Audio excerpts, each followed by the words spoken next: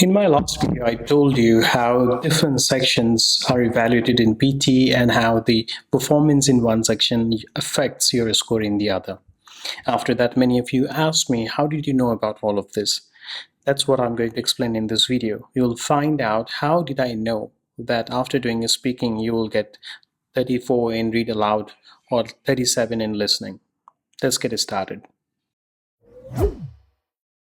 If you're new to this channel, my name is Roman and I'm founder of Roman PTE. Every week we publish one video about PTE, and these videos help people to understand how the exam works and different tips and tricks they can apply to excel in their test. Many students have already benefited from this, and if you want to get the same benefit and get your score in the next test, please subscribe to our channel and hit the bell icon so that you do not miss any live streaming from us or any new videos we upload every week.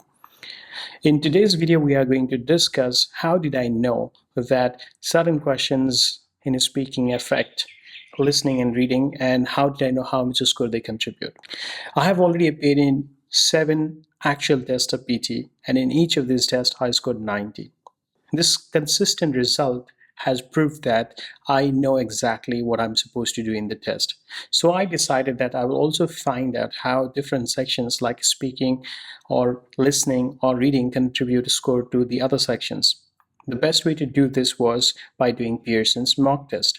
What I did in this mock test was I did just one section in every mock test every time. For example, in today's video, I'm going to show you how I learned about the contribution of speaking to different sections by just attempting the speaking section in the mock test. Although I did just the speaking part, my overall score was 40, and when I looked at my score in the other sections, I found that in writing I scored just 10. And the meaning of getting 10 in your test, the computer does not have enough information available to analyze your performance, and that's why it gives you the score of 10. So in my scorecard, wherever you are seeing 10, it means that the computer could not get enough information about these sections. And in other words, it also means that when you are doing a speaking, these sections cannot be analyzed well. A practical tip from that is you may not need to focus more on these areas when you are doing your speaking. The most important message that you can get from this is if you look at the grammar score, the computer is showing that my grammar score is only 10, which means if you are doing a speaking, you don't really need to think about grammar much because the computer itself is not analyzing your grammar. The score of 10 proves this.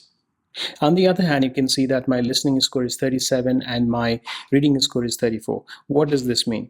The reading score of 34 shows that the contribution of speaking to reading can be really profound, because the only question you do in speaking which has impact on reading is read aloud. Since I have only done speaking and I have scored 34 in reading, it means that depending on the length of the text, my score can be up to 34 as well. It can go perhaps higher than this, and because in the last test I had scored 30, it can be lower than this as well.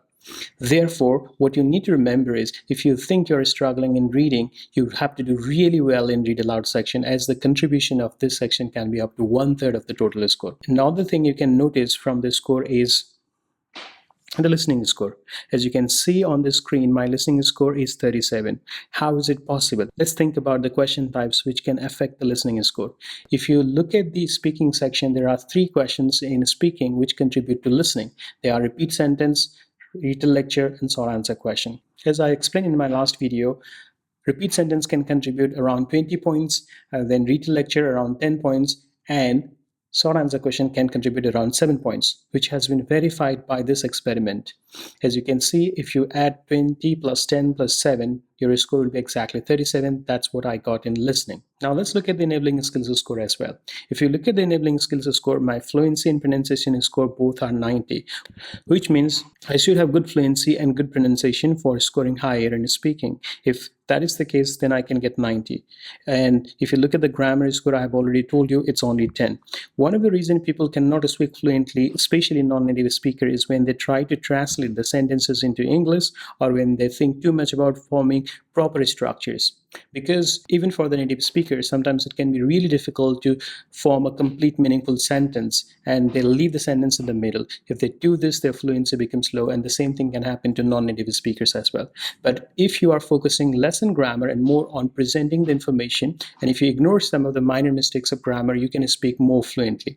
When I speak, sometimes I make grammatical mistakes, but I don't try to correct them because I know that very few people actually notice these mistakes.